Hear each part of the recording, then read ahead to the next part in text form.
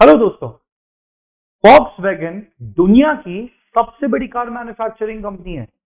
जी, शौक मत होइए, ये बात सच है। माना कि वॉक्सवैगन की इतनी गाड़ी आपको नहीं दिखती कि कैसे दुनिया की सबसे बड़ी कार मैन्युफैक्चरिंग कंपनी हो गई, बट वॉक्सवैगन ग्रुप जो है उसकी बहुत सारी सब्सिडरीज है, जॉइंट वेंचर्स है, एसोसिएट्स है, जो उसे दुनिया की सबसे बड़ी कार मैन्युफैक्चरिंग कंपनी बनाता है।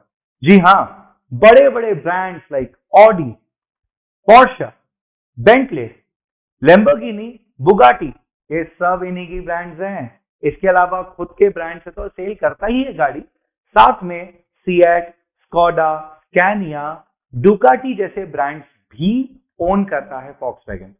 इसीलिए ये दुनिया की इतनी बड़ी कंपनी बन चुकी है और करीब करीब 10% वर्ल्ड की टोटल कार का अकेला ये सेल करता है। कैसी इंफॉर्मेशन लगी आपको? कमेंट में जरूर बताइएगा। Thank you so much.